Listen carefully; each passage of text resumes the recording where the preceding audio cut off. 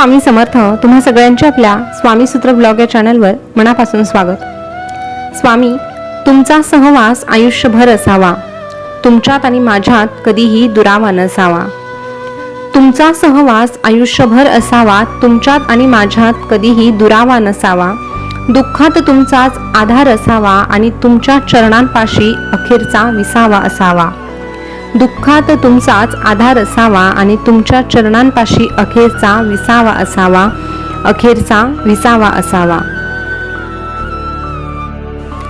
स्वामी भक्त हो, अनेक व्यक्ती अशा आहे की स्वामी मार्गात येण्यापूर्वी त्यांच्या वेगवेगळ्या इच्छा होत्या, वेगवेगळ्या अपेक्षा होत्या आणि त्या इच्छा अपेक्षा घेऊनच ती व्यक्ती स्वामींपर्यंत आलेली होती.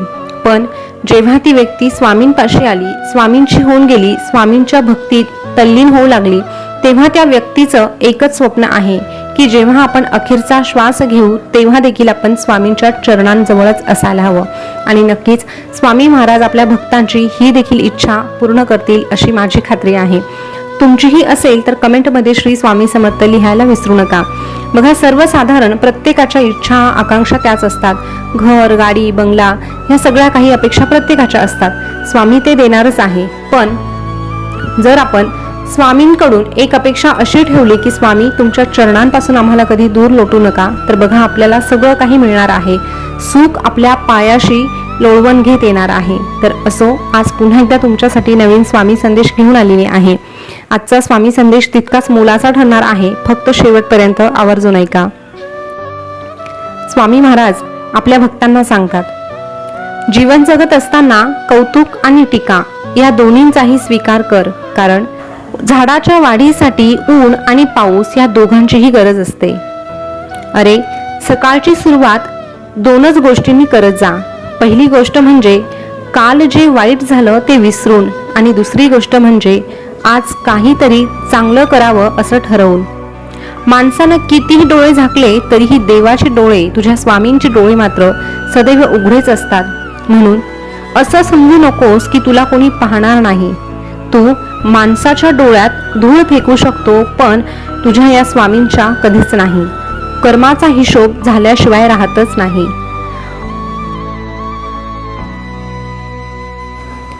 ह्या कलियुगामध्ये असं कोणतंच ओळखपत्र नसतं ज्यामुळे माणसाच्या मनाची ओळख होईल. मनाची ओळख त्या माणसाच्या सहवासातून आलेल्या अनुभवातूनच होते. ओठात एक आणि पोटात एक असं कधी वागायचं नसतं. अरे, ओठात एक आणि पोटात एक असं कधी वागायचंच नसतं. तू जसा आहे तसंच बाहेर दाखवायचं असतं. चांगलं वाईट असलं तरीही स्पष्ट मत मांडायचं असतं. चांगलं वाईट असलं तरीही स्पष्ट मत मांडायचं असतं. दिसायला भारदस्त असणं हे तुझ्या हातात नसतं, पण विचारांनं भारदस्त असणं हे मात्र तुझ्याच हातात असतं. हे मात्र तुझ्याच हातात असतं. खरं वागणं विचारांची परिपक्वता आहे. चांगल्या व्यक्तिमत्वाचं लक्षण असतं. आयुष्य कधीही दुसऱ्यांच्या कलाने जगू नको, नाहीतर जीवनातील आनंद संपून जाईल. म्हणून स्वतःच्या मनाने जगण्याचा प्रयत्न कर. अरे, इतर लोक चालतात म्हणून तू देखील त्याच वाटेवर चालत राहू नको. तर जी वाट तुला तुझ्या ध्येयापर्यंत पोहोचवेल त्याच वाटेवर तू प्रवास कर. आणि अशा वाटेवर कोणीही तुझ्या सोबतीला नसलं तरीही तुझी स्वामी माऊली सतत तुझ्या सोबत राहणार आहे. पण केव्हा? जेव्हा तू कर्म करत राहशील, जेव्हा तुझी कर्म चांगली असतील आणि तुझं ध्येय हे चुकीचं नसेल, तेव्हा नक्कीच तुझी ही माऊली तुझ्या सोबत असेल. आयुष्याचा प्रत्येक निर्णय दुसऱ्यांच्या मेंदूने घेऊ नको. पश्चाताप करण्याची वेळही येऊ शकते. म्हणून निर्णय स्वतःच्या विचाराने आणि दूरदृष्टीने घे. सगळ्यात महत्त्वाची गोष्ट ती अशी की तुझ्या आयुष्यात घडणाऱ्या प्रत्येक गोष्टी धरून ठेवायच्या नसतात. काही गोष्टी सोडून दिल्या की आनंद देतात. आयुष्य जगण्यासाठी नुसते विचार असून चालत नाही रे, तर सुविचार पण असावे लागतात. तू कसा दिसतो ह्यापेक्षा तू कसा वागतो याला अधिक महत्त्व आहे. काही चांगले विचार समजून घेतल्याशिवाय वळत नाही आणि बाहेर पडल्याशिवाय हे जग कळत नाही. बाहेर पडल्याशिवाय हे जग कळत नाही. मीपणा सोडल्याशिवाय माणसं जुळत नाही. कुणासाठी धावून गेल्याशिवाय माणुसकी उजळत नाही. कुणासाठी धावून गेल्याशिवाय माणुसकी उजळत नाही, कष्ट केल्याशिवाय सुख मिळत नाही आणि संगत चांगली असल्याशिवाय आयुष्य घडत नाही, आयुष्य घडत नाही. कोणीही साथ दिली नाही म्हणून रडत बसायचं नाही, तर संकटाच्या छातीवर पाय ठेवून स्वतःचं अस्तित्व नव्याने निर्माण करायचं असतं. तुझं आयुष्य स्वतःच्या अटींवर जगायला शिक. सतत दुसऱ्यांच्या नजरेत स्वतःला उत्तम ठरविण्याच्या नादात तू स्वतःला आणि स्वतःच्या अस्तित्वाला विसरून जातो आणि मग तुझी किंमत ही स्वतःच्याच नजरेत शून्य होऊन जाते. आणि ज्या व्यक्तीची किंमत स्वतःच्या नजरेत शून्य असते त्या व्यक्तीची किंमत ह्या जगाच्या पाठीवर कोणीही उंचावू शकत नाही. म्हणून स्वतःला महत्त्व द्यायला शिक, स्वतःच्या मतांना प्राधान्य द्यायला शिक. कारण लोक नेहमी त्यांच्या सोयीनुसार तुला उत्तम ठरवतील, पण इतर वेळेस मात्र तुझं महत्त्व त्यांच्या लेखी कायम शून्यच असणार आहे.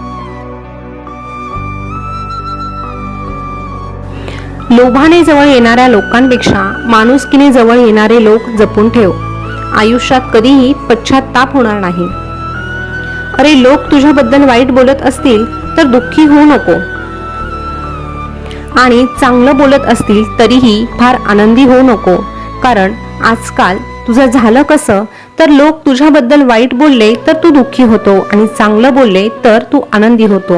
म्हणजे काय, तर तुझ्या सुखाची, तुझ्या दुःखाची, तुझ्या आनंदाची चावी तू सरळ सरळ लोकांच्या हातात देऊन टाकली आहे.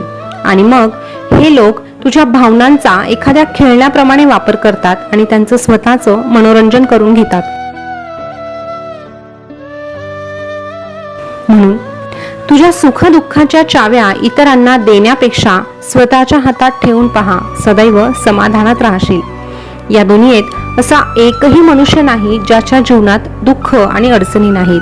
ज्याने सृष्टी निर्माण केली त्यालाही हे सर्व काही भोगावं लागलं. तू तर फक्त एक साधारण मनुष्य आहे. सर्व गोष्टी तुझ्या मनासारख्या झाल्या पाहिजे हा एकच हट्ट कारणीभूत ठरतो तुझ्या दुःखाला. अरे, प्रत्येक हृदयात थोडेसे दुःख असते. फरक फक्त काही जण आपल्या डोळ्यातील अश्रूमध्ये ते दुःख लपवतात आणि काही जण आपल्या हास्यामध्ये ते दुःख लपवतात.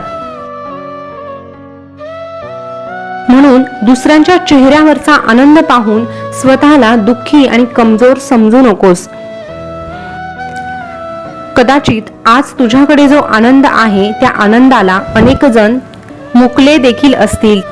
कदाचित त्यांच्या वाट्याला तुझ्याकडे आहे तेवढाही आनंद नसेल. म्हणून तुझ्याकडे जे आहे त्याचा आनंदाने स्वीकार करायला शिक आणि आनंदाने हे आयुष्य जगायला शिक. अरे, जेव्हा तुला आनंदाने जगावंसं वाटतं तेव्हा खऱ्या अर्थाने तू तुझं आयुष्य जगण्यासाठी पात्र ठरत असतो. आणि तुला तुझ्या आयुष्यात आनंद मिळवायचा असेल तर तू फक्त आमचं नामस्मरण कर. कारण जो आमच्या नामस्मरणात रमला त्याला ह्या जगाशी काहीही देणं घेणं उरत नाही. तो फक्त आमच्या भक्तीत तल्लीन होतो. हे जग त्याच्याशी कसं वागत आहे आणि त्याच्याबद्दल कोण काय बोलत आहे याचा त्याच्यावर काहीही फरक पडत नाही. आणि म्हणूनच फरक न पडल्यामुळे त्या व्यक्तीला दुःखही होत नाही आणि त्रासही होत नाही. आणि कोणी त्या व्यक्तीचं कौतुक केलं तरीही ती व्यक्ती हवेतही जात नाही. म्हणून तू आमच्या नामस्मरणात तल्लीन हो. आमचं नाम घे आणि तुझी जी कर्म आहे ती प्रामाणिकपणे करण्याचा प्रयत्न कर. नक्कीच अशा वेळेस मग आम्ही देखील तुझ्या सोबत राहतो आणि तुला एकच सांगतो, भिवू नकोस, मी तुझ्या पाठीशी आहे. भिवू नकोस, मी सदैव तुझ्या पाठीशी आहे. स्वामी भक्त हो, आजचा स्वामी संदेश तुम्ही ऐकला असेल तर ह्या संदेशमध्ये एक गोष्ट अगदी पटण्यासारखी आहे की आपण आपल्या आनंदाच्या, सुखाच्या, दुःखाच्या चाव्या आपण इतरांच्या हातात दिलेल्या आहे. आणि इतर लोक आपल्याला आनंद देण्यासाठी कधीही झटत नाही. तर शक्यतो जास्तीत जास्त लोक आपल्याला दुःख कसं होईल, त्रास कसा होईल याचाच विचारत असतात आणि म्हणून आपण कायम दुःखी राहतो. मग इतर लोकांच्या हातात ह्या चाव्या देण्यापेक्षा जर आपणच त्याचा योग्यरित्या वापर केला तर निश्चितच आपल्याला कोणीही दुःख देऊ शकणार नाही आणि आपला आनंद देखील हिरावून घेऊ शकणार नाही. तुम्हाला सुखाच्या आणि दुःखाच्या चाव्या कोणाच्या हातात द्यायच्या असतील तर आपल्या स्वामी माऊलीच्या द्या. कारण आपली स्वामी माऊली एकमेव अशी आहे जी कधीही आपल्याला नाराज करत नाही, जी कधीही आपला अपेक्षा भंग करत नाही. तर स्वामी भक्त हो, संदेश कसा वाटला कमेंटमध्ये नक्की सांगा. पुन्हा भेटूया नवीन स्वामी संदेश सोबत. धन्यवाद.